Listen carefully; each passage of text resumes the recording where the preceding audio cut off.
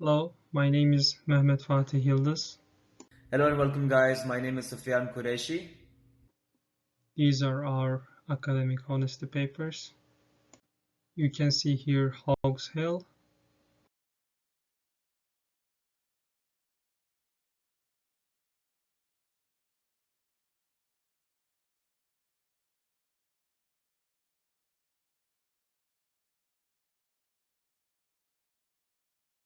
This video represents the site E, which is called the Snake Mound. These sites hold a historical value and are very important in terms of significance of the High Park. High Park has natural sandy soil. Sandy soil tends to be acidic and deficient in nutrients. It's also bright, warm, and dry. Due to their large proportion of sand and low amount of clay, sandy soil are frequently referred as a light soil. These soil are simple to work with and have a quick water drainage. For the spillway, side walls and waterbed were created by using natural stones. Iron bars are used to make concrete stronger. As seen in the video, aesthetic and beauty are provided with natural stones.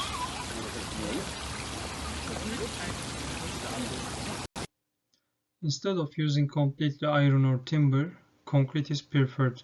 The main reason for this is that the area is so moist and watery.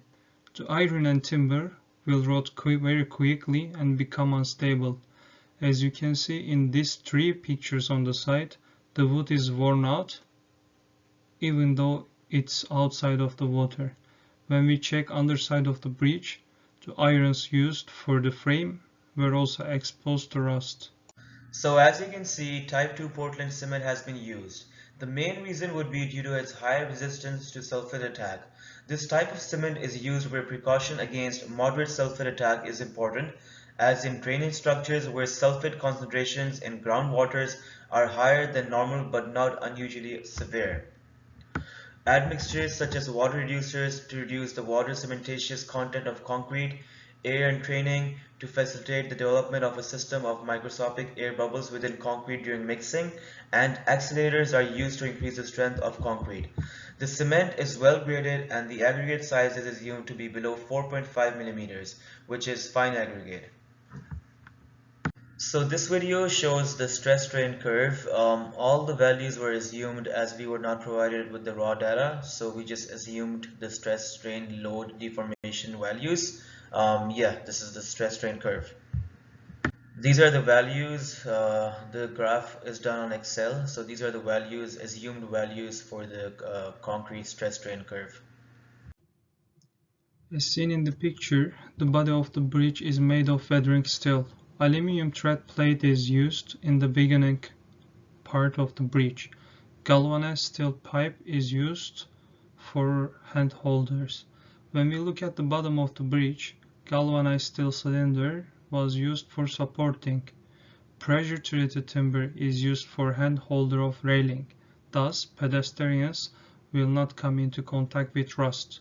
Concrete footings and natural stones are used for the bridge feed. You can see each engineering materials in the video separately.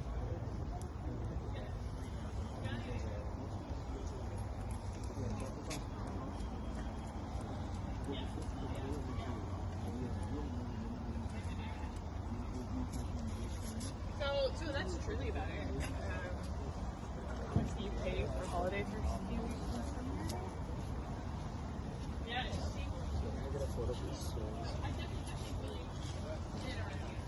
So in general, we used four kinds of materials while constructing this pedestrian bridge: weathering steel, aluminum tread plate, galvanized steel, and pressure-treated timber.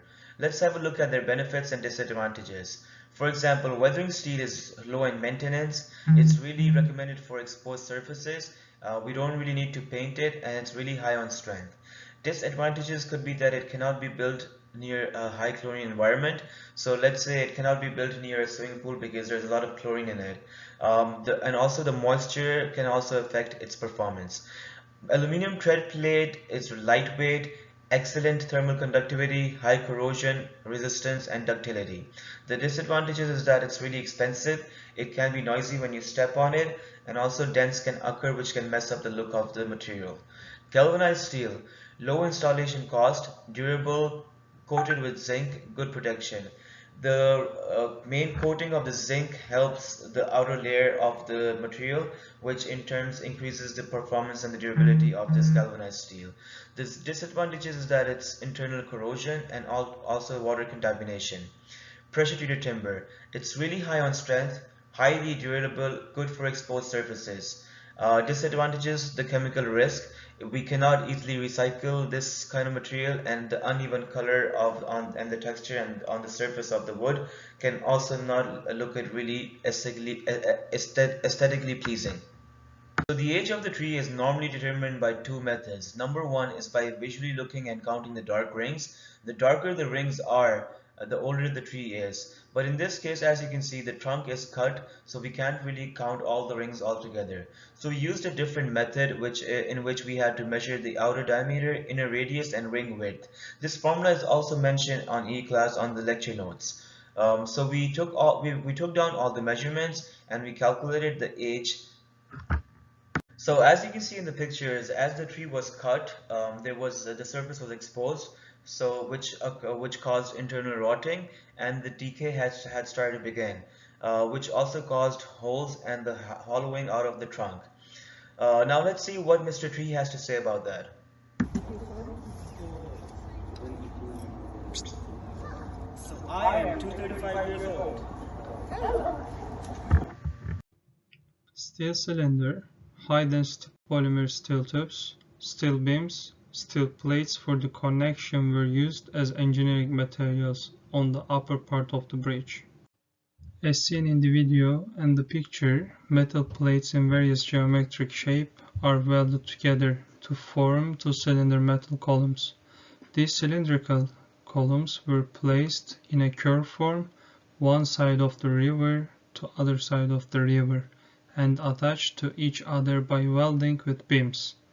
High polymer steel is bolted with plates welded to these cylinders to hold the bridge. So as the bridge is really exposed on the surface, it's right in the middle of the Lake Ontario, so we need to make sure the material is corrosion resistant because it's really close to water, and water can affect with water and the salt can corrode the material, so it's corrosion resistance. As the bridge is really heavy, we need to make sure the deck is supported by a tough material, so the toughness is really high and the strength is also really high. You're gonna see, I will explain more in the video right now. So it can also withhold the structural integrity of the bridge. So these high density polymers are really heavy and they can withhold a pressure of almost 1000 pascals per pillar. So these are used to withhold the structural integrity of the bridge. So they are used, so there's more grip, more, so it can withhold more pressure. So there's more structural integrity of the bridge. All the tubes is welded each other properly, and it's all supported to deck. And this is a stress strain diagram for the steel. As you can see, steel has a higher elastic limit, and then it bends down and goes all the way to the ultimate strength, which it becomes partially plastic. So the elastic region is steady at the beginning until the elastic limit, and then it bends down and goes up all the way. Thanks for watching us.